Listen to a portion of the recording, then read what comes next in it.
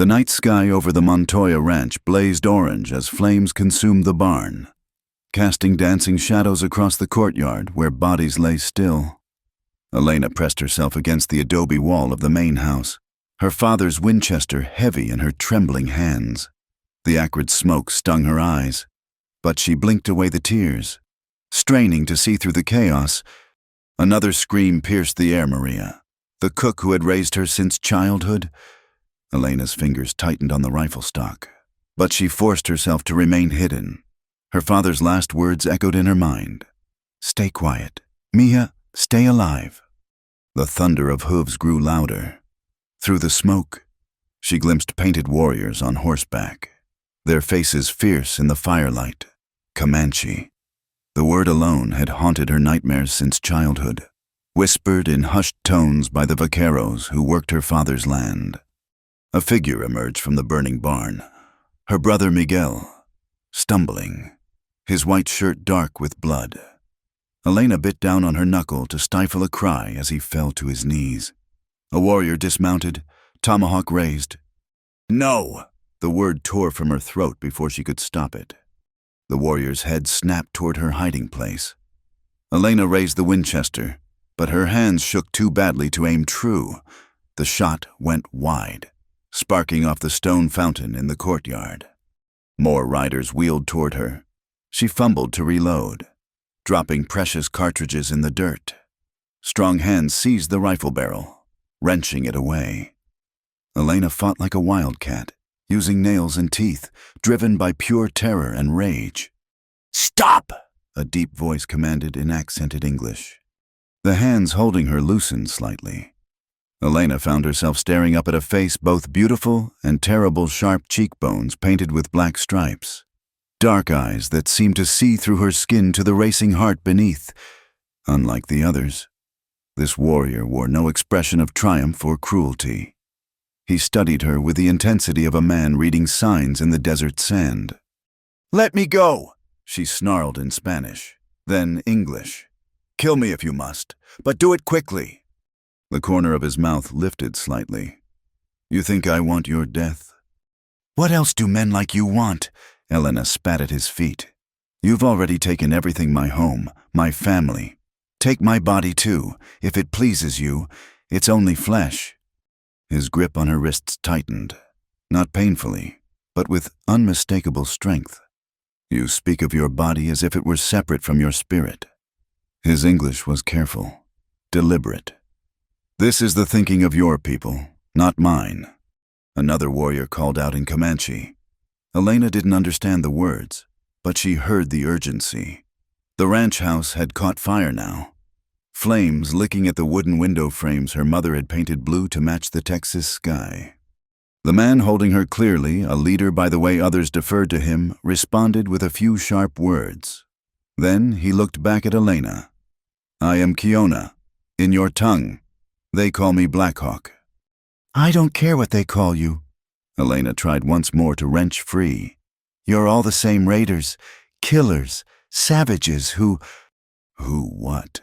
His voice remained calm, almost curious. "Who take what we need to survive, who fight for our land as your father fought for his." He gestured to the burning buildings. "This ranch sits on Comanche hunting grounds. Your father knew this when he built here. That doesn't give you the right to murder innocent people." "Innocent." Blackhawk repeated the word as if tasting something bitter.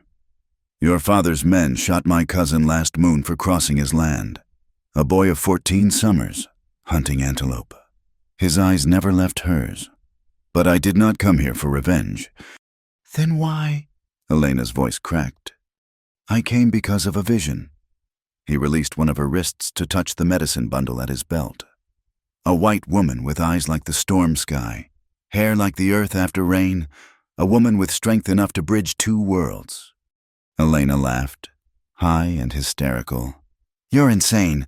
I'm no one special, just a rancher's daughter who can barely speak proper English. You fought when others hid. You shot at warriors when grown men threw down their guns." Blackhawk's thumb brushed the inside of her wrist, feeling her pulse. "Your body trembles with fear, but your spirit burns like the fires around us.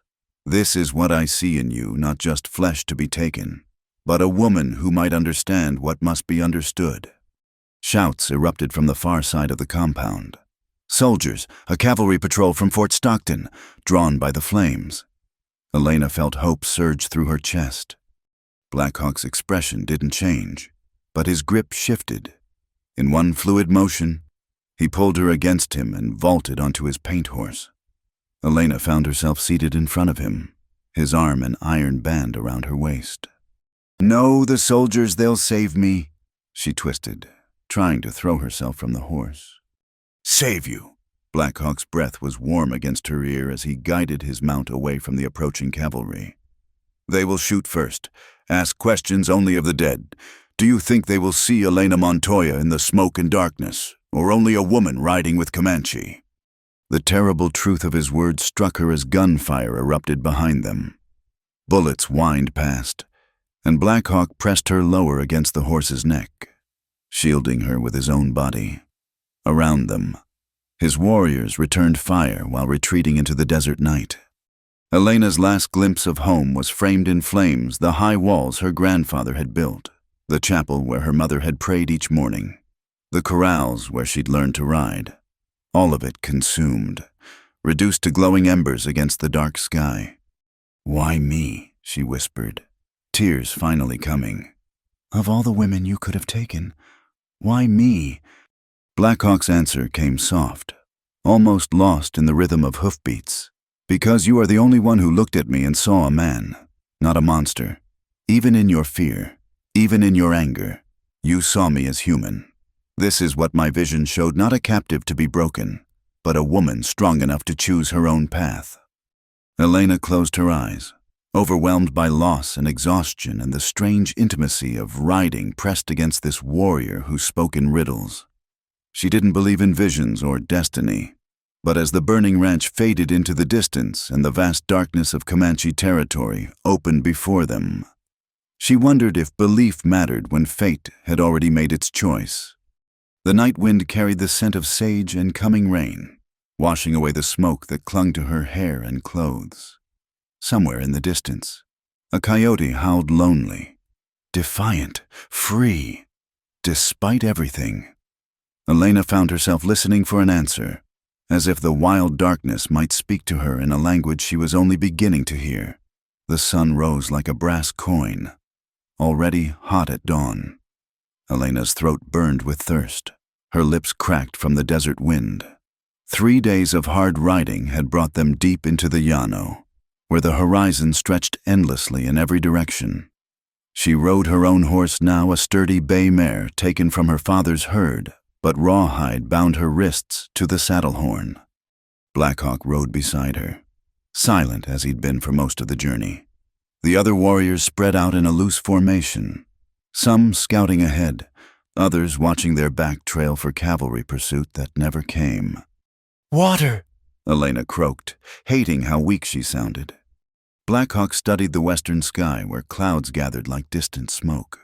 Without a word, he turned his paint horse toward a line of cottonwoods that marked a hidden stream. The others followed, trusting his judgment without question. At the water's edge, Elena waited for someone to help her dismount. The warriors tended their horses, filled water skins, spoke quietly among themselves. None looked at her. Finally, her pride cracked like dried mud. "Please," she said to Blackhawk, "I need to drink." He dismounted and approached her horse, drawing a knife that made her flinch, but he only cut the rawhide at her wrists, then stepped back, watching. Elena slid from the saddle on trembling legs and stumbled to the stream. She cupped water in her hands, drinking deeply, then splashed her face and neck. "You could run," Blackhawk observed. "The mare is strong. You know horses." Elena looked at him over her shoulder. "Where would I go? We're at least 100 miles from any settlement. I'd die of thirst or get lost in a canyon." She stood, water dripping from her chin. "Is that what you want, to watch me choose my own death? I want you to understand that you have choices." He offered her a strip of dried meat from his provisions. "Even here, even now." Elena took the meat, chewing slowly. It was tough, salty, but her empty stomach welcomed it. Some choice: stay with my family's killers or die alone in the desert. Your brother lives. The words hit her like a physical blow. What? The young man at the barn. He was wounded, but not killed. My warriors do not make war on those who cannot fight back. Blackhawk's expression remained neutral, but she caught something in his eyes, perhaps regret. The old woman who screamed she died of fear, not by our hands. Her heart gave out. Maria. Elena pressed her palms against her eyes, remembering the cook's kindness, her endless stories while kneading bread. How do you know this? Swift Arrow returned last night while you slept. He watched from the hills. Your brother was taken to the fort with other survivors. Other survivors. The words kindled a spark of hope even as they deepened her confusion. Then why? Why burn everything? Why take me?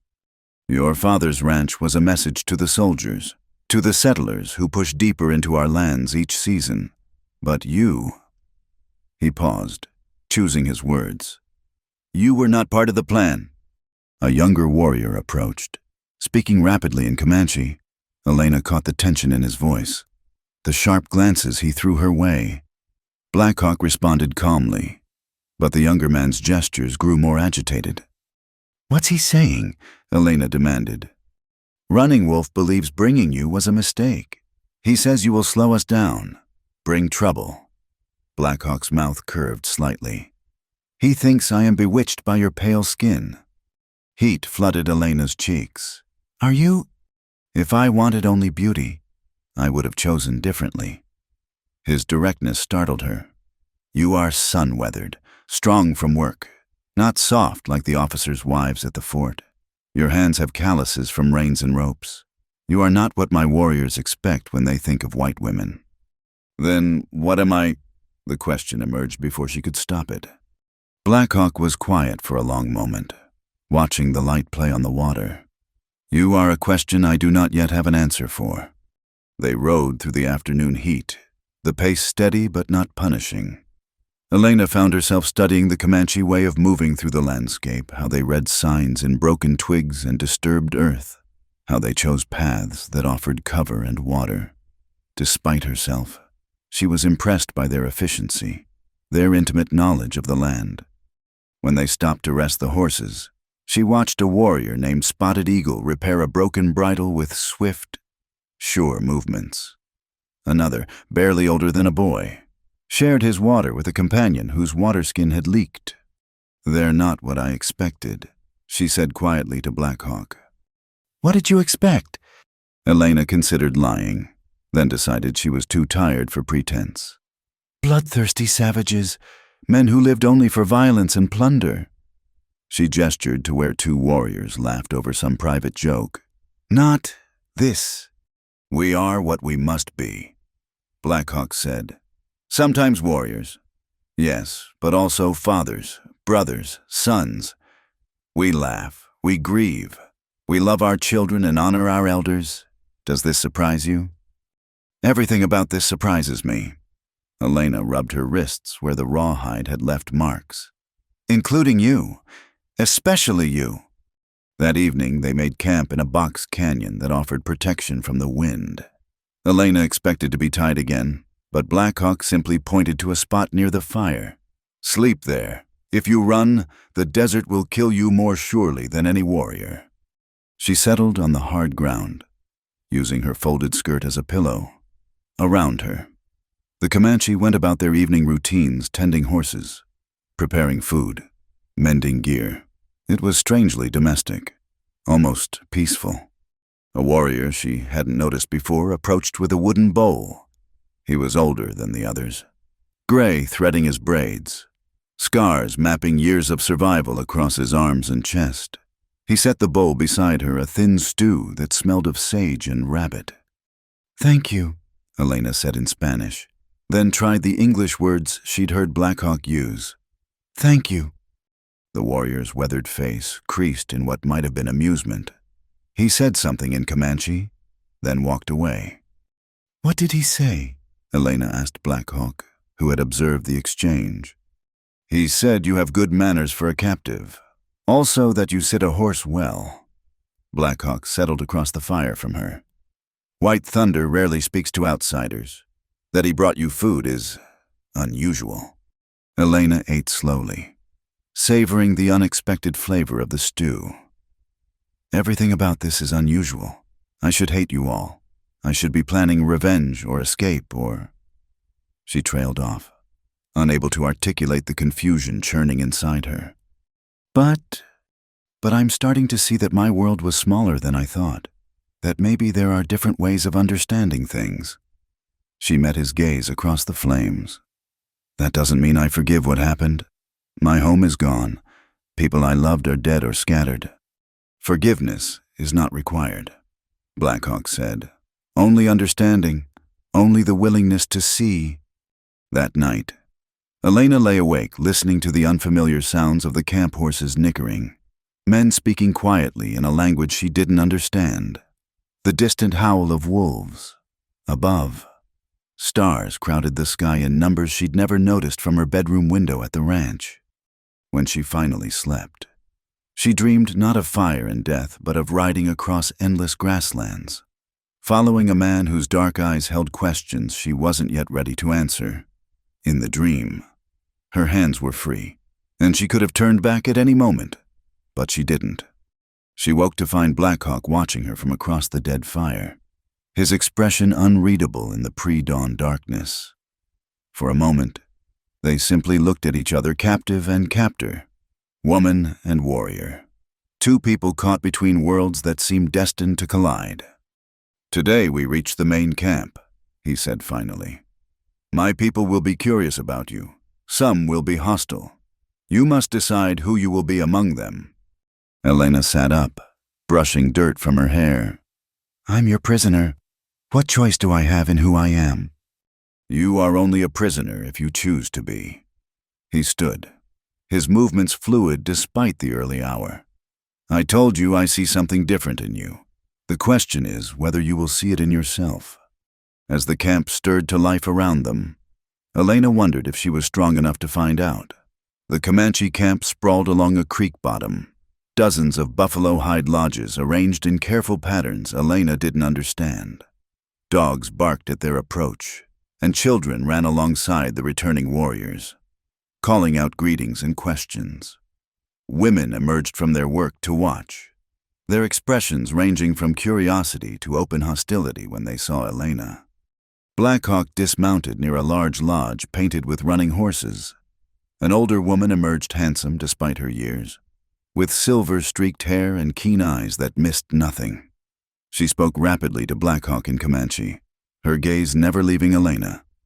"My mother, White Dove," Blackhawk said to Elena. "She asks why I bring trouble to our lodge." Elena slid from her horse, acutely aware of her torn dress, tangled hair, and sunburned skin. She attempted a respectful nod, unsure of proper protocol. White Dove's expression didn't soften, but she gestured sharply toward the lodge entrance. Inside, the space was surprisingly organized. Painted parfleches lined the walls.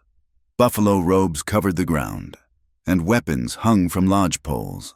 It smelled of smoke, leather, and herbs Elena couldn't identify. White Dove thrust a bundle of clothing at Elena, a doeskin dress, leggings, and moccasins. She pointed to a water basket and made washing motions, her meaning clear despite the language barrier. Elena changed behind a painted hide screen, grateful to shed her ruined dress. The native clothing felt strange but practical, softer than she expected. When she emerged, White Dove studied her critically, then adjusted the dress's fit with quick, impersonal movements. A younger woman entered, perhaps 20 summers, with a merry face and bright eyes. She carried a bone comb and settled behind Elena without ceremony, working through the tangles with patient determination. "I am Morning Rain," the girl said in careful English. "Blackhawk's cousin. You are the woman from the vision?" "I don't know anything about visions," Elena replied, wincing as the comb caught a particularly stubborn knot. I'm just Just the woman who shot at 5 warriors and lived. Morning Rain interrupted with a laugh. Already the camp talks of nothing else. Some say Blackhawk has lost his mind. Others remember his visions have never been wrong. Over the following days, Elena found herself in a strange position, neither fully prisoner nor guest. Blackhawk was often gone, hunting or meeting with other band leaders. In his absence, Morning Rain became Elena's guide and, surprisingly, her advocate. You must learn. Morning Rain insisted, dragging Elena to watch women scraping hides. Sitting like a stone helps no one. The work was harder than anything at the ranch. Elena's hands, already calloused, developed new blisters from scraping buffalo hides. Her back ached from bending over the work, and the other women's laughter when she made mistakes stung her pride. An older woman named Breaks Wood seemed particularly hostile, muttering under her breath whenever Elena passed. One morning, she accidentally knocked over Elena's water basket, soaking the hides Elena had spent hours preparing. "Why does she hate me?" Elena asked Morning Rain later, fighting tears of frustration. Her son died in a raid on a Texas settlement last winter. She sees all white people as enemies. Morning Rain's expression grew thoughtful. "But you are here, working beside us." This confuses her anger. Gradually, Elena learned the rhythms of camp life. Dawn meant rekindling fires and preparing the morning meal. Days were filled with endless work processing meat from hunts, gathering plants and roots, mending clothing, and maintaining lodges. Children ran free but were expected to help with age-appropriate tasks. Elders were treated with deep respect, their words carrying weight in all decisions. She discovered unexpected moments of beauty, women decorating clothing with intricate beadwork, their fingers flying in practiced patterns, young girls playing elaborate games with marked bones, shrieking with laughter, warriors returning from successful hunts, the camp erupting in celebration. One evening, Elena sat with Morning Rain learning to twist sinew into thread. Across the camp, she watched Blackhawk teaching young boys to string bows, his patience evident as he corrected their form again and again. He would make a good father, Morning Rain observed, following Elena's gaze. But he has refused all marriage offers. The elders worry. Elena concentrated on her thread, ignoring the heat in her cheeks. Why refuse? He says the spirits have not shown him his path clearly. Until now. Morning Rain's sideways glance was knowing. Perhaps that is changing. A commotion near the horse herd drew their attention. Warriors were mounting quickly, weapons in hand. Blackhawk appeared at the lodge, already armed. "Tonkawa scouts," he said tersely. "Stay inside." But Elena had learned enough to know Tonkawa meant enemies of the Comanche, often allied with Texan settlers. As the warriors rode out, she found herself holding her breath, worried in a way that surprised her. The skirmish was brief but fierce. The warriors returned with captured horses but also with wounded. Elena watched the camp women shift seamlessly into healing mode, preparing poultices and tending injuries with practiced efficiency. One young warrior, barely 16, had taken an arrow through his shoulder. The medicine man was with another band, and the wound needed immediate attention. Elena had helped her father's vaqueros with similar injuries. Before she could second-guess herself, she knelt beside the boy. "I can help," she told White Dove, who was preparing to extract the arrow. "I've done this before." White Dove's eyes narrowed, but Blackhawk nodded. "Let her try." Elena steadied her hands, drawing on memories of her father's lessons. The arrow had pierced clean through, painful but fortunate. She called for specific items, grateful when Morning Rain translated quickly, with careful precision. She broke the arrowhead and withdrew the shaft, then packed the wound with healing plants she recognized from the women's gathering baskets. The boy Swift Otter gritted his teeth, but didn't cry out. When Elena finished binding the wound, he managed a weak smile and a word she didn't understand. "He says thank you," Blackhawk translated, something like approval in his voice. "And that you have gentle hands for a fierce woman." That night, The atmosphere in White Dove's lodge shifted subtly. The older woman served Elena first at the evening meal, a small gesture that spoke volumes. Even Breaks Wood nodded when they passed the next morning, though she still wouldn't meet Elena's eyes. "You're earning your place," Morning Rain explained as they gathered prairie turnips. "Not as a captive, but as a person. This is rare." Elena dug carefully around a turnip root, considering, "I'm still a prisoner, though I can't leave." "Can't you?" Morning Rain challenged. "You know where the horses are kept. You've learned our travel patterns. Blackhawk no longer posts guards on you. What keeps you here?" The question haunted Elena as she worked. What did keep her here? Fear of the desert. Yes, but she'd learned enough survival skills now to attempt the journey. The cavalry would eventually find her if she could reach a main trail. That evening, she confronted Blackhawk directly. "Morning Rain says I could leave if I chose. Is that true?" He was fletching arrows, his movements precise and economical. "Where would you go?" "Fort Stockton, San Antonio, anywhere but here." "And then?" Elena faltered. I'd find my brother, rebuild somehow." "Rebuild what your father's ranch on stolen land, return to a life where you were expected to marry a man chosen for his cattle and connections." Blackhawk set aside his arrow. "Is that the freedom you seek?" "It's my world," Elena said, but the words sounded weak even to her. "Is it?" He stood, moving closer. "Or have you begun to see that world through different eyes? You heal our wounded. You learn our ways. You no longer flinch when children run to you with questions." "That doesn't mean I belong here." "No," he agreed. "But it means you have a choice to make. Not between captivity and freedom, but between the woman you were expected to be and the woman you might become." Elena turned away, overwhelmed.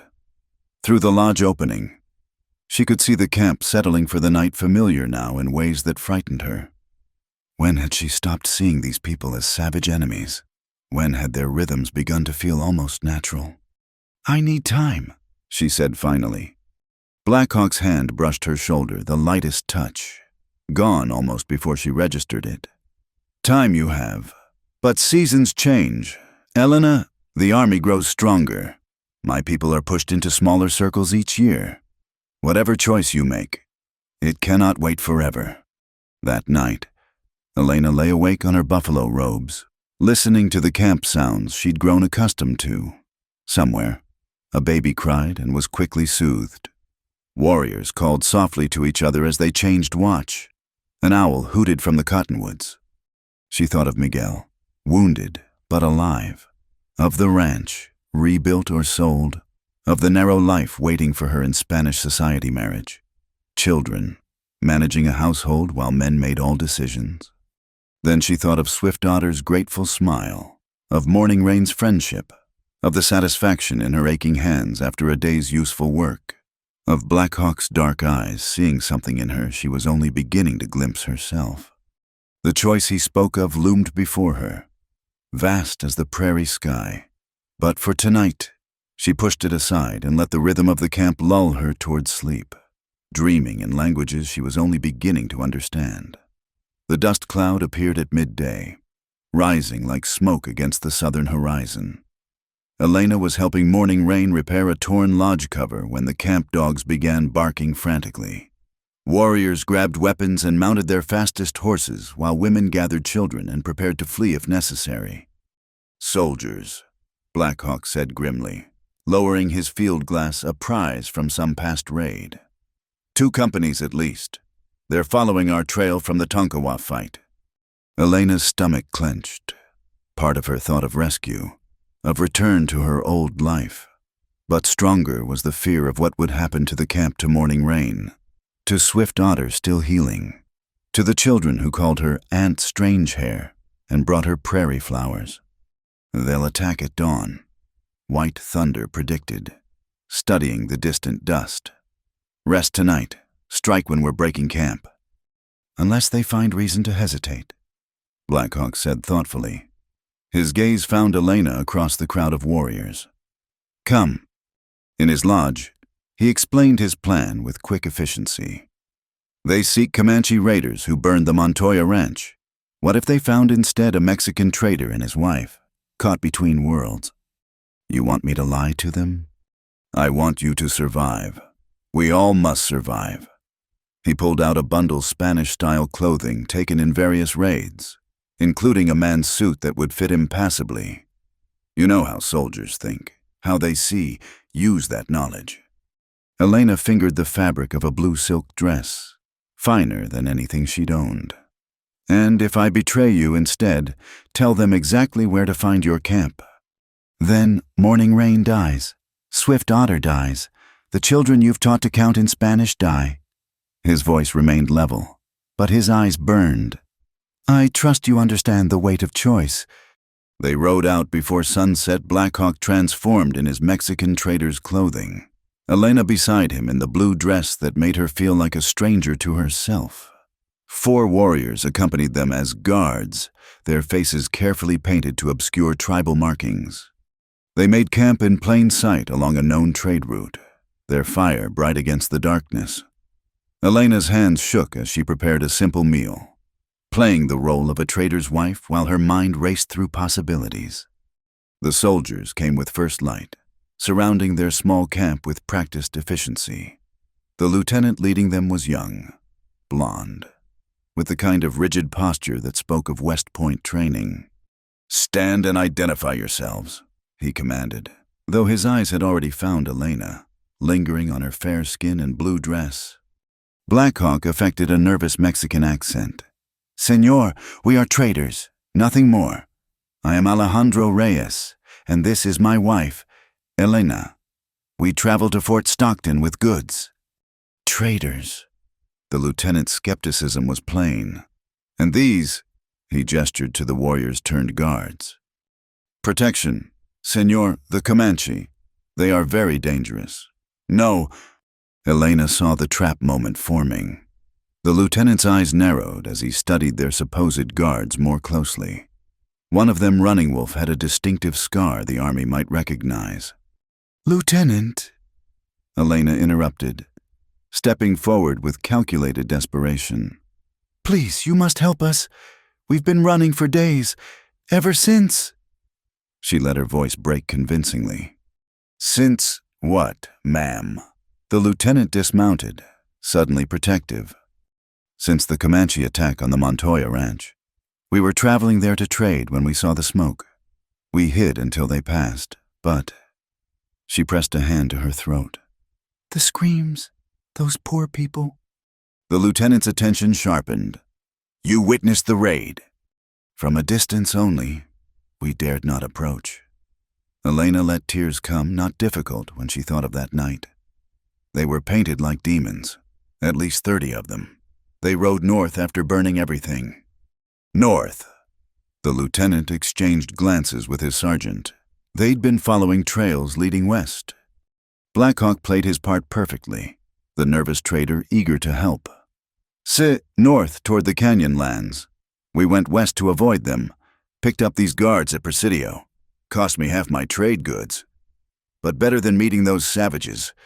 No. The sergeant, an older man with sun-weathered features, studied their guards suspiciously.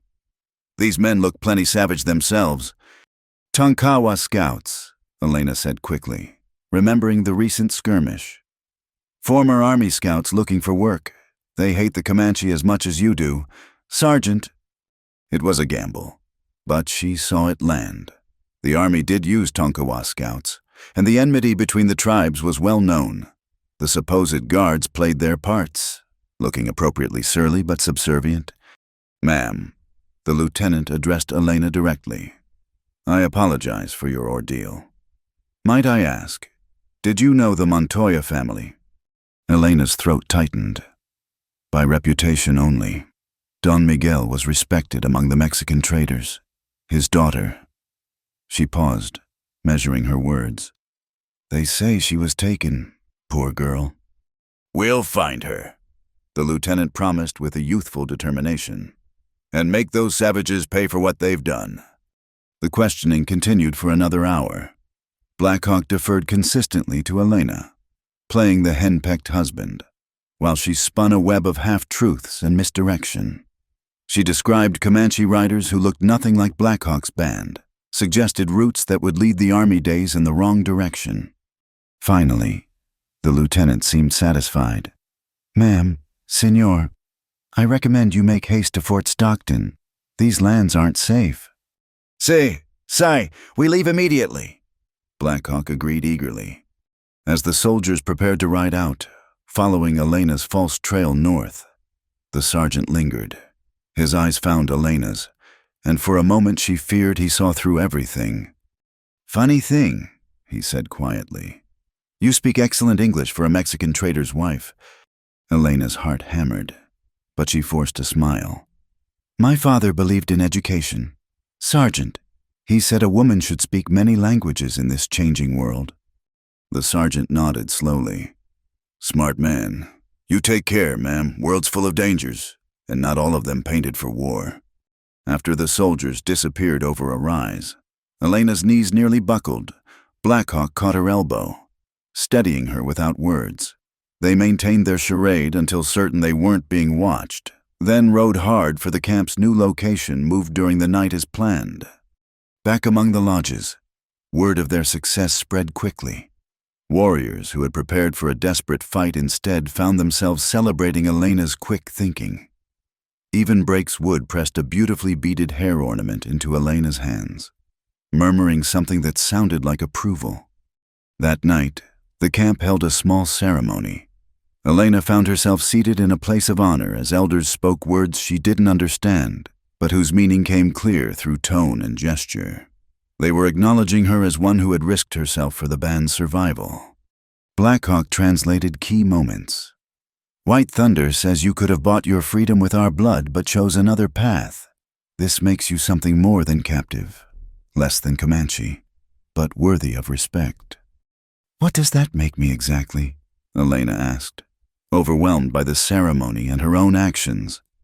"That remains to be seen," Blackhawk replied, "but tonight, it makes you the woman who confused the bluecoats and saved lives." Later, as the camp settled into sleep, Elena walked to the edge of the lodges. The vast prairie stretched endlessly under star-drunk skies. She could still leave. She knew. After today, they would trust her enough to make escape possible. Blackhawk appeared beside her, having shed his trader's clothes for familiar buckskins. "You think of running?" "I think of many things." Elena wrapped her shawl tighter against the night breeze. "Today I lied to my own people, led them away from you. What does that make me?" "Alive," he said simply, "and perhaps beginning to understand that your people is not always about the color of skin or the language of birth." Elena turned to study his profile in the moonlight. "That lieutenant would have killed you all, even the children." "Yes." "And you would have fought to the last warrior." "Yes." "Both sides so certain they're right." She sighed deeply. "Where's the justice in any of it?" Justice. Blackhawk's smile was sad. Justice is a luxury for those who write history. We who live it must settle for survival and small choices that let us sleep at night. "Do you sleep well?" The question escaped before she could reconsider. "Better since you came," he admitted quietly. "You prove that understanding is possible between our peoples, even if peace is not." They stood in comfortable silence, watching clouds drift across the moon. Elena realized with start that she no longer thought constantly of escape, no longer counted days since her capture. The revelation should have frightened her more than it did. "Teach me," she said suddenly. "Your language, your ways, everything. If I'm to live between worlds, I should understand both fully." Blackhawk's rare smile transformed his face. "Tomorrow we begin. Tonight rest. You've earned the sleep of warriors." As Elena returned to White Dove's lodge, she felt the weight of change settling over her like a new skin. She'd crossed a line today, chosen a side in a game where there were no true winners. But seeing Morning Rain's relieved smile, hearing the normal sounds of camp life that might have been silenced forever. She couldn't regret it. The woman who'd left the burning ranch would have been horrified. But that woman had believed in simple truths, clear divisions between civilization and savagery. This new Elena, still forming, still uncertain, understood that truth was as complex as the prairie itself, and twice as dangerous to navigate. The seasons turned, and with them, Elena's understanding deepened. She could now follow most conversations in Comanche, though speaking still came haltingly. Her hands had learned the rhythm of hide work, her eyes could read weather signs, and her dreams came sometimes in languages that weren't Spanish or English.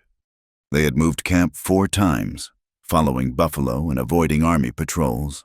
Now they sheltered in a valley deep in Comancheria, where springs ran clear and the canyon walls provided protection. It was here, in this place of relative safety, that Black Hawk began to share more of himself. "You asked once why you," he said one evening as they watched the horse herd. Elena had become skilled at training the younger animals, her gentle methods earning approval even from skeptical warriors. "I will tell you of the vision." Elena set aside the bridle she was mending, giving him full attention. In the months she'd lived among the Comanche, she'd learned that visions were not taken lightly. 3 winters ago, I sought guidance at the sacred springs. Black Hawk began. My father had died, and I was uncertain of my path. For 4 days I fasted and prayed. On the 4th night, the spirits showed me a woman standing between 2 rivers, one red with blood, one clear with hope. She had earth-colored hair and storm eyes, and where she stood, the waters began to merge. "And you think I'm this woman?" "I knew it the moment you fought us at your father's ranch. Not just your appearance, but your spirit, fierce yet capable of change." He picked up a small stone, rolling it between his fingers. The vision showed more. Children who walked in both worlds, a time when the fighting might ease, not through conquest, but through understanding. Elena's breath caught. Children. Someday, perhaps? His dark eyes found hers. If the woman chooses. The weight of his words settled over her like a blanket. In all their months together, he had never spoken of the future beyond survival. Never suggested this. "I don't know if I can be what your vision promises," she said honestly. Visions show possibility, not certainty. We make them true through choice and action. He stood, offering his hand. "Come, there is something else you should see." He led her up a narrow trail to a ledge overlooking the valley. The setting sun painted the rocks in shades of gold and crimson. There, protected by an overhang, were paintings on stone horses, hunters, symbols she couldn't interpret. "My grandfather made some of these," Black Hawk said, tracing a running horse with his finger. "His grandfather made others. Each generation adds their story." He produced a small pot of pigment from his pouch. "Today, we add ours." Together, they painted 2 figures, side by side, facing an uncertain horizon. Elena's hand trembled as she added her mark to centuries of history. "Now you are written into the story of this place," Black Hawk said quietly. "Whatever comes, this remains." Their descent was interrupted by a commotion in camp. Riders had arrived not from their band, but another, their horses lathered from hard travel. Elena recognized the lead rider as Buffalo Caller, a chief who had visited before. The news was grim. Fort Richardson had received reinforcements, not just soldiers, but new weapons. Rapid-firing guns that could cut down warriors like grass. The army was building a line of forts, systematically dividing Comanche territory. "They mean to cage us," Buffalo Caller said during the council that night. Elena sat with the women, but close enough to hear. "Already they speak of reservations, of land set aside where we must live or die." "We fight," young voices urged. "Drive them back as we always have." "With what?" White Thunder's pragmatism cut through bravado. "They are many. We are few. Their guns reach farther each year." The debate raged through the night. Elena found herself thinking of both sides, the settlers desperate for land and safety, the Comanche fighting for their very existence. There were no villains here, only people caught in history's grind. Later, she found Black Hawk alone, staring into the dying fire. "What will you do?" "What I must, fight when necessary, seek peace when possible." He looked up at her. But I wondered now if the vision meant something different. Perhaps the merging waters were not about ending conflict, but about preserving something through it. "Through me." Elena sat beside him, closer than propriety would have allowed in her old life. "I'm one person. I can't save your people or mine." "Not save bridge. Carry forward. Ensure something survives even if everything changes." His hand covered hers. "This is why I began teaching you our ways so intensely. Why the grandmothers share their medicine knowledge. You are becoming a keeper of memory." The responsibility terrified her. "And if I'm not strong enough?" "You deceived an entire cavalry unit to save children you'd known for weeks. Strength is not your weakness." His thumb traced circles on her palm. "But you must choose freely. Always, you must choose." A week later, that choice became urgent. Swift Otter, now healed and eager to prove himself, had been caught in an army ambush while hunting. He lived, but brought terrible news the soldiers had captured him briefly, and he'd overheard their plans. A massive campaign was planned for spring, aimed at forcing all Comanche onto reservations. "We should go to Mexico," some urged, "find safety across the border." "And live as beggars on foreign land," others countered. The argument split the band. Some families began packing, ready to flee south. Others spoke of one last great resistance. Elena watched it all with growing dread, seeing no path that didn't end in tragedy. That night, Black Hawk came to her. "I must ask something difficult." Elena waited, already knowing what he would say. "Your brother lives. The army trusts your word, you proved that. If you went to them, spoke of peace, of the possibility of negotiation." "You want me to leave?" The words came out sharper than intended. "I want you to live, and perhaps help others live." He cupped her face gently. "This is not sending you away. This is asking you to be the bridge the vision showed. And if they don't listen, if they use me to find you, then you tried. That is all anyone can do." His forehead touched hers. "But know this, whatever you choose, wherever you go, you carry part of us with you now, in your knowledge, your memory, your heart. This cannot be taken." Elena closed her eyes, feeling the weight of decision. Stay and likely die with the band in the coming conflict. Leave and perhaps find a way to help, though it meant abandoning those who'd become family. "When?" she whispered. "Tomorrow. Buffalo Caller's son. Quiet River will guide you to the fort. He speaks English well, can ensure you arrive safely. And after is for tomorrow to decide." They sat in silence, hands entwined, watching stars wheel overhead.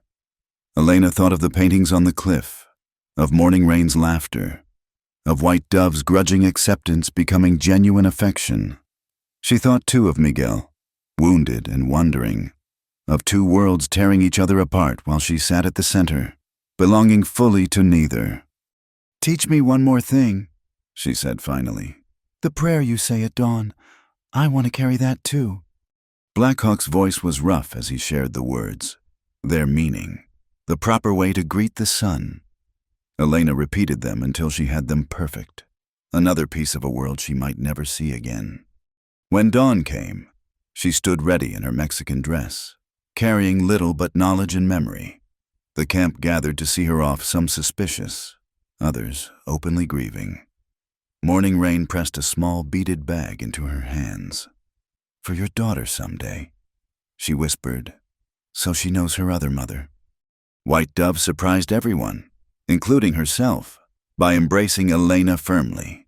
"You take good care of my son's heart," she murmured in broken English. "It travels with you."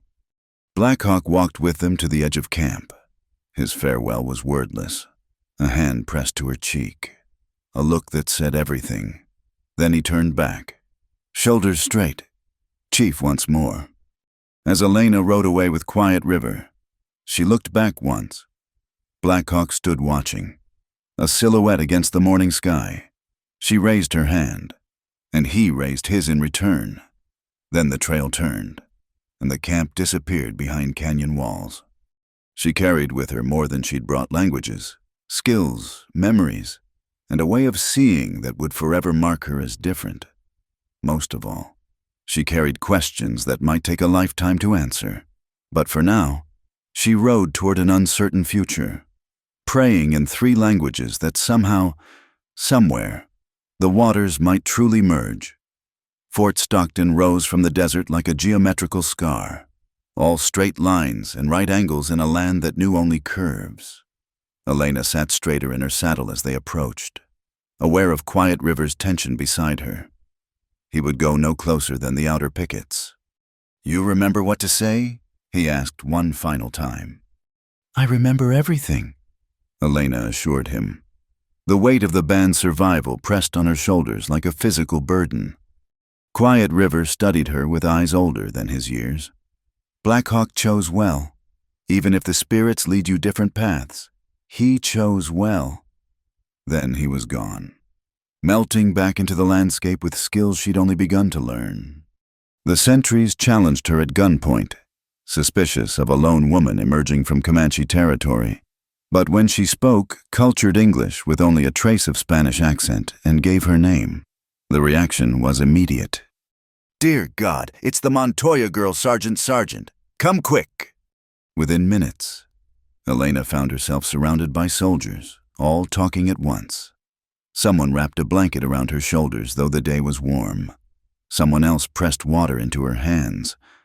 Through it all, she maintained the fiction she'd rehearsed with Black Hawk, confused, traumatized, remembering little of her captivity clearly. Colonel Morrison, the fort commander, was a grizzled veteran with shrewd eyes that missed nothing.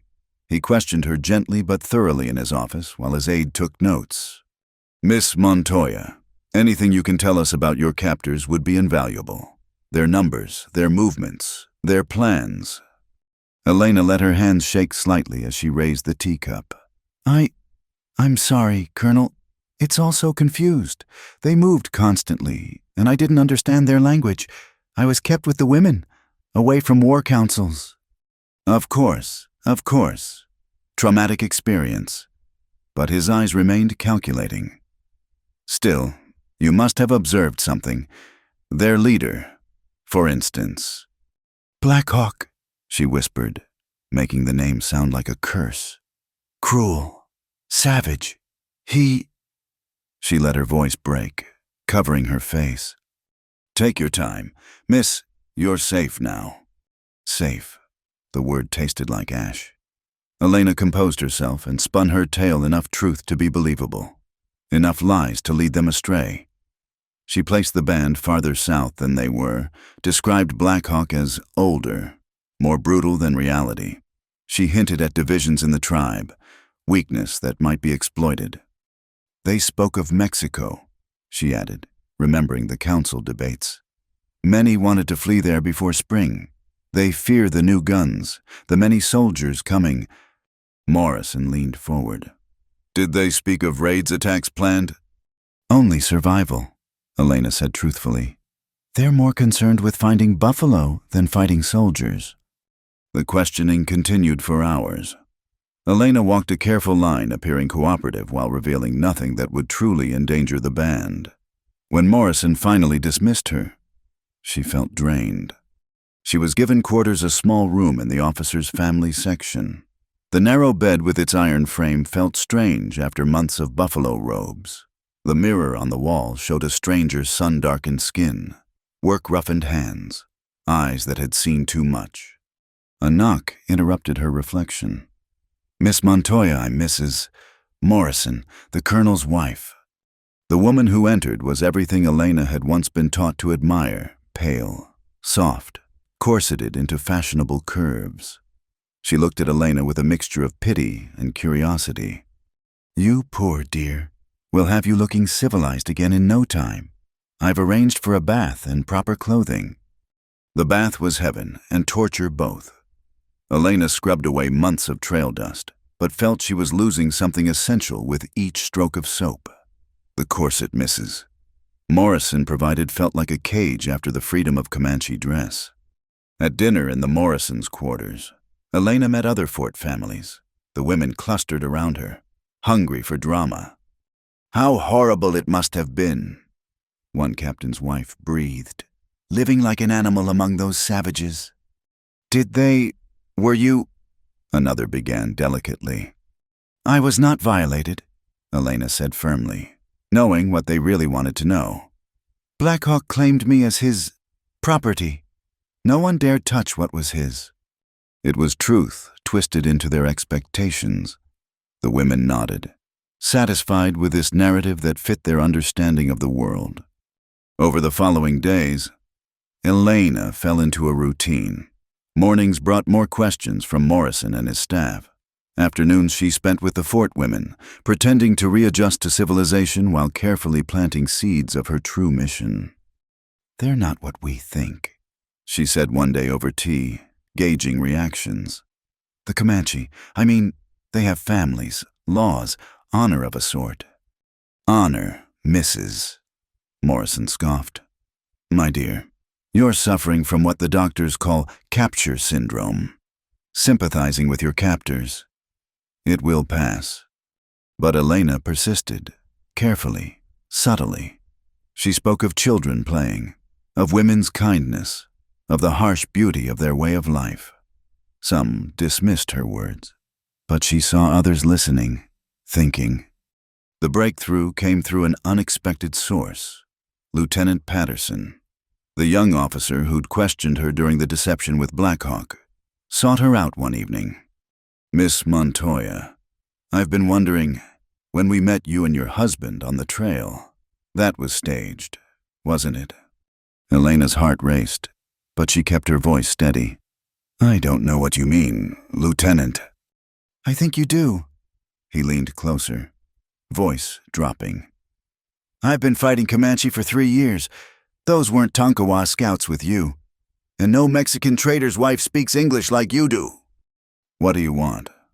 "The truth, and maybe—" He looked around, ensuring they weren't overheard. "Maybe to prevent a massacre. I've seen what's coming. Miss, the Army means to end the Comanche threat permanently. Women, children, it won't matter." Elena studied his earnest young face, weighing risks. "And you object to this?"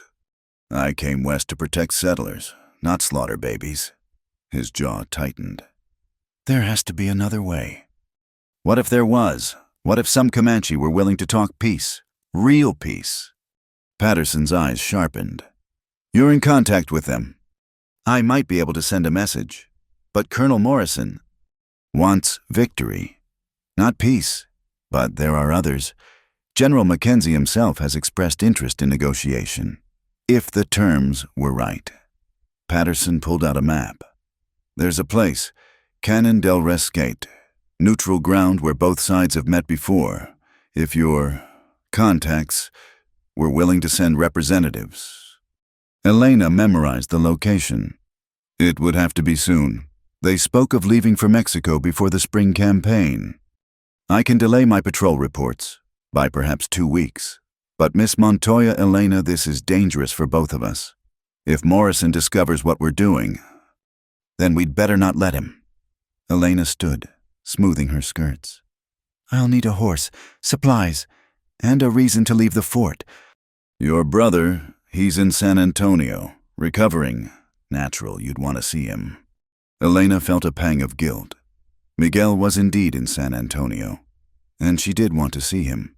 But not yet, not until she'd finished what she'd started. 3 days later, Elena rode out of Fort Stockton with a small escort, ostensibly bound for San Antonio. At the first way station, she claimed illness, insisting the soldiers continue while she recovered. They protested, but ultimately obeyed. A lady's modesty about bodily functions was a powerful deterrent to argument. As soon as they were gone, Elena changed into the practical clothing she'd hidden in her bags and rode hard for the canyons. She knew Blackhawk would have scouts watching the main trails. She just had to make herself visible. It took 2 days. She was beginning to despair when a familiar figure emerged from the rocks running Wolf, his hostility now tempered with grudging respect. "You return," he said in Comanche. "We thought you had chosen the white world." "I chose both," Elena replied in his language.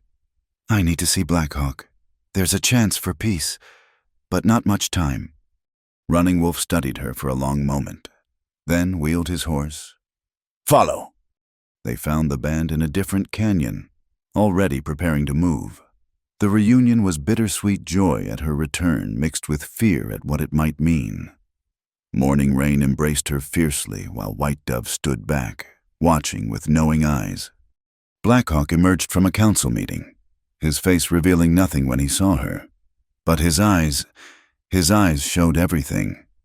"You came back," he said simply. "With an offer," Elena replied, matching his control. "A chance to talk instead of fight. Will you hear it?" That night, she explained Patterson's proposal to the gathered council. The debate was fierce. Trust came hard after so many betrayals. But Elena spoke passionately, drawing on everything she'd learned among them.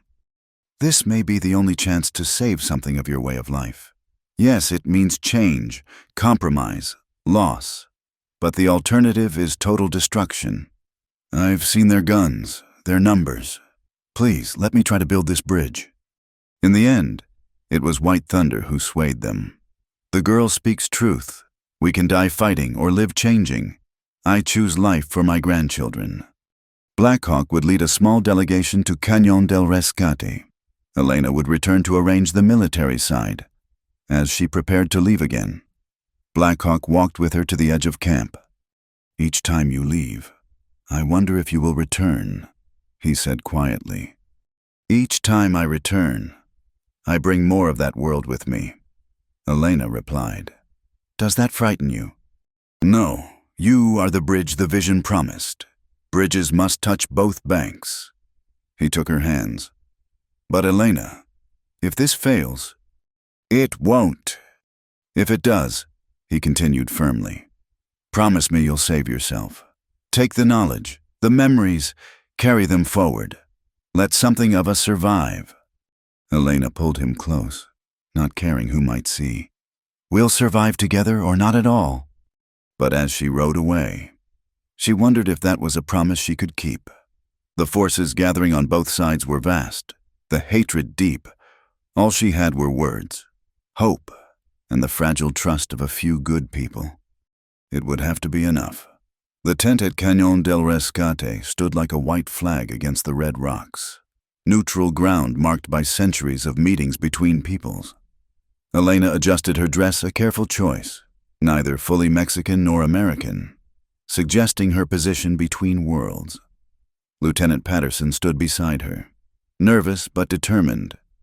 "They're late," Colonel Morrison growled. He'd discovered their plan 3 days ago. Too late to stop it, but in time to take control. Probably planning an ambush. "They'll come," Elena said with more confidence than she felt. "Blackhawk gave his word. The word of a savage." Morrison spat. "Miss Montoya, I agreed to this farce only because General Mackenzie ordered it. But mark me at the first sign of treachery. My men will open fire." Elena bit back her response. Morrison had brought 2 full companies, artillery positioned on the ridges. It looked more like preparation for war than peace. Then they appeared 5 riders emerging from the canyon shadows. Blackhawk led them, wearing his finest war shirt but no paint, no weapons visible. White Thunder rode beside him. Gray-haired dignity incarnate. The others Elena recognized as respected warriors, and one surprised buffalo caller, the chief who'd advocated fleeing to Mexico. Morrison's hand moved to his pistol. 5 savages. This is their delegation." 5 leaders representing hundreds of families, Elena corrected. "Would you prefer they brought their entire band into cannon range?" The 2 groups met at the tent, tension thick as summer thunder. Elena translated. keeping her voice neutral despite the emotions churning inside her. Blackhawk's eyes found hers once, a flash of warmth quickly hidden. "Tell the soldier chief we come in good faith," Blackhawk began formally. "We seek a path where our children might live." Morrison's opening was predictably harsh. "Surrender. Disarm. Move to the reservation at Fort Sill. Those are the only terms. Prison, slavery, death." White Thunder responded when Elena translated. "These are not terms, but a death sentence spoken slowly." The negotiation spiraled downward from there. Morrison demanded complete capitulation. The Comanche leaders spoke of needing hunting grounds, freedom of movement, the right to live as they always had. Each side might have been speaking different languages, even with Elena translating. "You cannot continue your raiding ways," Morrison insisted. "The settlers have rights." "Rights to land they stole," Buffalo Caller interrupted through Elena. "Rights written on papers we cannot read, signed by chiefs who had no authority." Lieutenant Patterson tried to help. "Perhaps if we established boundaries, specific territories where—" "We've tried boundaries before." Morrison cut him off. "They violate them constantly." "As settlers violate treaties," Blackhawk observed. "Yet only we are called lawless." Hours passed in circular argument. Elena's throat grew raw from constant translation, her heart heavy as she watched hope drain from both sides. The cultural gulf seemed unbridgeable. Farmers and nomads, individual property versus communal use, written law against oral tradition. During a break, Elena found herself alone with Blackhawk at the water barrels. "This is hopeless," she said quietly in Comanche. "Morrison wants your complete surrender. He doesn't understand anything else." "Then make him understand," Blackhawk replied.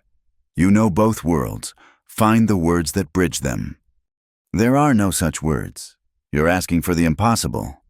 "I'm asking for what you've already done, the impossible." His hand brushed hers briefly. "The woman who deceived soldiers to save children, who learned our ways while keeping her own, who stands here now speaking for both sides. If anyone can find the words, it's you." Elena returned to the tent with new determination. As the afternoon wore on, she began taking small liberties with translation, not changing meaning, but adding context, humanity. When White Thunder spoke of the buffalo disappearing, she added, "Imagine if your cattle vanished, your crops failed, your entire way of feeding your families destroyed. This is what we face." When Morrison demanded they stop raiding, she translated but added Blackhawk's perspective. "We raid because hunting fails, because our territories shrink. Give us a way to feed our families with honor, and the raiding stops." Slowly, painfully, she began to build understanding. Patterson helped, suggesting compromises Morrison wouldn't have considered. Buffalo Caller, surprisingly, proved flexible once he understood the alternative was annihilation. The breakthrough came as the sun touched the canyon rim. Elena proposed something radical, a trial period. 6 moons where a portion of Blackhawk's band would camp near the fort, not on a reservation, but as allies. They would scout for the army against hostile bands, help track rustlers who plagued both settlers and peaceful tribes. In exchange, they'd receive supplies, protection, and, most importantly, time to adapt. "You're asking me to trust these people with army intelligence," Morrison demanded. "I'm asking you to try something besides force," Elena shot back, exhausted beyond diplomacy. "Colonel, you've fought them for years. Has it worked? Have you made anyone safer, or have you just created more orphans on both sides who grow up hating?" Morrison's face reddened, but Patterson intervened. "Sir, with respect, Miss Montoya has a point. The Seminole Scouts in Florida, the Tonkawa here, we've had success with allied tribes before." "Those weren't Comanche," Morrison grumbled, but Elena heard uncertainty creeping in. She turned to Blackhawk, switching to Comanche. "It's not what you wanted. It's not freedom, but it's survival, and maybe a chance to prove coexistence is possible." Blackhawk conferred with the other leaders. The debate was intense but brief. They all knew the alternatives. "We will try this path," he announced finally. "But we keep our horses, our language, our ceremonies. We are allies, not slaves." "And if it fails?" Morrison demanded. "Then we die fighting instead of starving," White Thunder said simply, "but at least we will have tried another way." The agreement was basic, full of holes and mistrust, but it was something.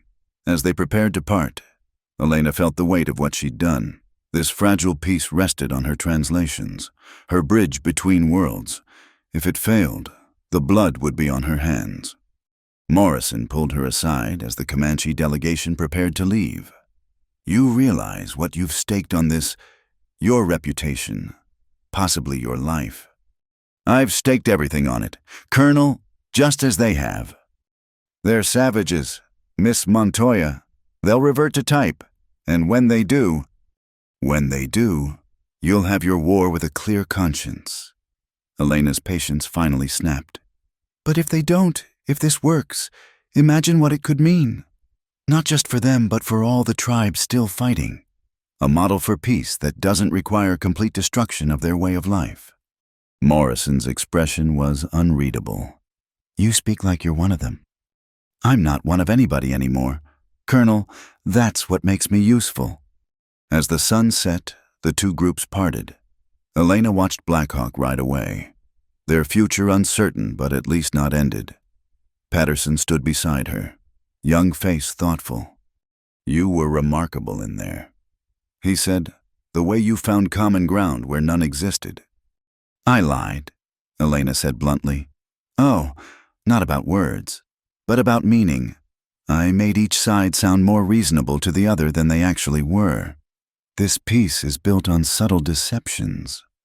"Then let's hope those deceptions take root and grow into truth," Patterson replied. "Sometimes that's how understanding begins, with someone brave enough to imagine it's possible." That night, Elena lay in her quarters at the fort, staring at the ceiling. In 6 moons, Blackhawk would bring his band here. She'd have to help them navigate army bureaucracy, settler prejudice, and their own fierce pride. The warriors would have to accept constraints they'd fought against all their lives. The soldiers would have to see humanity in people they'd been trained to view as enemies. It seemed impossible, but then, so had everything else she'd done since that night of fire and choices. She touched the beaded bag Morning Rain had given her, hidden beneath her pillow. "For your daughter someday," her friend had said. Elena wondered what world that hypothetical daughter might inherit. One where she'd have to choose between her heritages, or one where the choice itself became meaningless, where being both was simply being whole. The questions had no answers yet, but for the first time since she'd ridden away from the burning ranch, Elena felt she might live long enough to find out. Tomorrow would bring new challenges, new impossibilities to navigate. Tonight, though, she'd won a small victory not for the Comanche or the army, but for the radical idea that understanding was possible. It wasn't much to build a future on, but it was enough to begin. 6 moons had passed. The experimental camp stood a mile from Fort Stockton, close enough for protection, far enough to maintain dignity. Elena stood at the edge of both worlds, watching the sun rise over an improbable reality. The Comanche lodges formed their traditional circle, but army supply wagons arrived weekly. Warriors who once raided now rode as scouts, tracking rustlers and hostile Apache bands. Children played games that mixed both cultures, speaking a pidgin of English, Spanish, and Comanche that made elders from both sides wince. It hadn't been easy. 3 times the experiment nearly collapsed once when a warrior killed a settler's cow. Not understanding private property, once when drunken soldiers harassed Comanche women, once when Blackhawk himself nearly abandoned everything after a particularly humiliating military inspection. Each time, Elena had negotiated, translated, soothed, and somehow held the fragile piece together. "You look tired," Morning Rain observed, joining her in the dawn watch. Her friend had adapted quickly, now serving as a bridge between fort wives and Comanche women. "I am tired," Elena admitted. Tired of being pulled between worlds, of never fully belonging to either. But you do belong, Morning Rain said simply, to him. Elena followed her gaze to where Blackhawk emerged from his lodge. Even in this strange new life, he carried himself with dignity that no circumstance could diminish. Their eyes met across the distance, and Elena felt the familiar pull stronger now for all they'd endured. Colonel Morrison had retired, replaced by Major Sullivan, a younger man more open to innovation.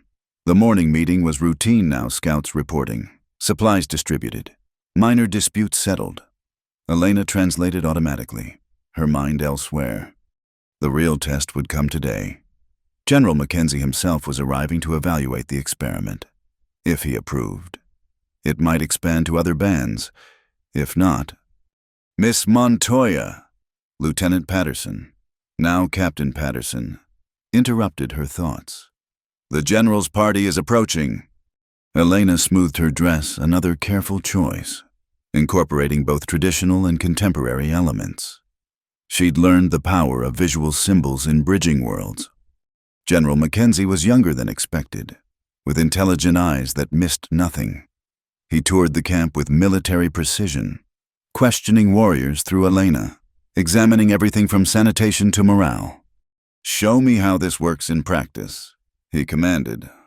As if on cue, a scout rode in hard-spotted eagle, who'd learned enough English to report directly. "Rustlers, General. Took cattle from the Hendricks Ranch. Heading for Mexico. Maybe 12 men, armed." "How long ago?" Mackenzie asked. 6 hours. But I know shorter path. We catch them by sunset if we ride now." Mackenzie turned to his aide. "Take a detail and—" "Respectfully, General." Blackhawk interrupted through Elena. "Your soldiers are brave but loud. My warriors know this land, know how to approach unseen. Let us lead." It was a test, and everyone knew it. Mackenzie studied Blackhawk for a long moment. "Very well. Captain Patterson, take 10 men and follow Chief Blackhawk's lead. Bring back my cattle and the rustlers alive if possible." Elena watched them ride out, blue uniforms and buckskin, military discipline and Comanche skill combined. "They'll succeed," she told Mackenzie with confidence she didn't entirely feel. "You seem very certain, Miss Montoya, or should I say Mrs. Blackhawk." Heat flooded Elena's cheeks. "We're not, that is, there's been no official ceremony, perhaps, but I have eyes." Mackenzie's smile was knowing. "The question is, what do we do about it?" "Sir, this experiment succeeds largely because of you, your translations, your understanding of both cultures. But you can't stand between worlds forever. Eventually, you must choose. With respect, General, why must I choose? Why can't I be both?" Mackenzie considered this. "Show me that it's possible. Show me children who can read both books and buffalo signs, women who can beat and bake bread, men who can be warriors and citizens. Do that, and you'll have my full support." The scouting party returned at dusk, driving recovered cattle and herding thoroughly subdued rustlers. The combined tactics had worked perfectly: Comanche tracking and stealth, military discipline and authority. That night, both communities celebrated together for the first time. Elena found herself translating jokes, teaching dance steps, watching barriers slowly crack. When Blackhawk pulled her aside, she went willingly. "Mackenzie spoke to me," he said quietly. "Offered full citizenship for my band if we formalize our alliance with papers and promises. White Thunder believes it's a trap. Buffalo Caller thinks it's our only hope. What do you think?" "I think the world is changing whether we like it or not," Elena replied. "The question is whether we guide that change or let it destroy us." "And us," his hand found hers. "What of us in this changing world?" Elena had avoided this conversation for 6 moons, afraid of what it meant.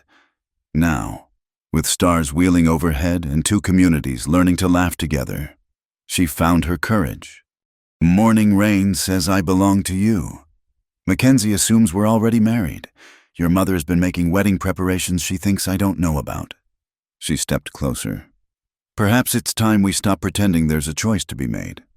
You would bind yourself to me knowing the challenges, the prejudice from both sides.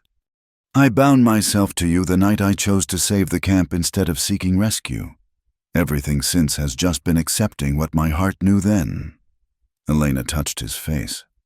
"But Blackhawk, if we do this, we do it fully.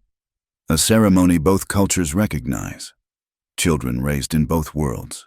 A life that proves bridging is possible." "The woman from the vision," he murmured, "standing where waters merge." "No," Elena corrected. "Just a woman who learned that home isn't a place or a people. It's a choice to stand with someone and face whatever comes." They were married 2 weeks later, after the autumn buffalo hunt brought plenty to share. The ceremony blended traditions: Catholic priest from San Antonio, Comanche spiritual leader, vows in 3 languages. General Mackenzie himself stood as witness, lending official approval to what many still called impossible. Elena wore her grandmother's mantilla over a doe-skin dress decorated by white dove and morning rain. Blackhawk dressed in his finest, adding a single concession to her world, a silver ring that caught the firelight. Miguel had come from San Antonio, still weak but determined to see his sister. His acceptance meant everything, not just of her choice, but of the possibility it represented. "Papa would be horrified," he said honestly. "But Mama, I think Mama would understand. She always said you had too much spirit for the life they planned." As dawn broke over the celebration, Elena stood with her husband, watching their blended world wake to a new day. Challenges remained: legal battles over land, cultural misunderstandings, the slow work of building trust. Some Comanche bands still fought, some settlers still hated. The work of bridging would take generations. But here, in this moment, it was beginning. Children played together across old divisions. Former enemies shared coffee and stories. 2 peoples who'd seemed destined only for mutual destruction were learning another way. "No regrets?" Blackhawk asked, his arm around her as they watched the sunrise. "None," Elena said firmly. "We're writing a new story, one that includes both our peoples. It won't be easy, but the important things never are." In the distance, an eagle circled, riding thermals between earth and sky. Elena watched it soar and thought of all the boundaries yet to cross, all the bridges yet to build. The vision had shown truly. She stood where waters merged, no longer choosing between worlds, but creating space for both to flow together. The future stretched before them, uncertain but no longer hopeless. And in that dawn light, with her husband beside her and their communities slowly learning to see each other as human, Elena Montoya Blackhawk allowed herself to believe that sometimes, against all odds, understanding could triumph over fear. Where acacia trees marked the boundary between fort and camp, she'd planted a small garden. Spanish roses twined with native sage, sharing the same soil, drawing from the same water, different roots, different blooms, but growing stronger for their proximity. It was, she thought, a beginning. Thank you so much for listening to this story from the Wild West. I'd love to know where you're listening from. Please share in the comments below so we can connect with fellow Western story enthusiasts from around the world. Don't forget to subscribe to From Wild West channel and share your thoughts about Elena and Blackhawk's journey. What touched your heart? What would you have done in their place? Your insights make these stories come alive.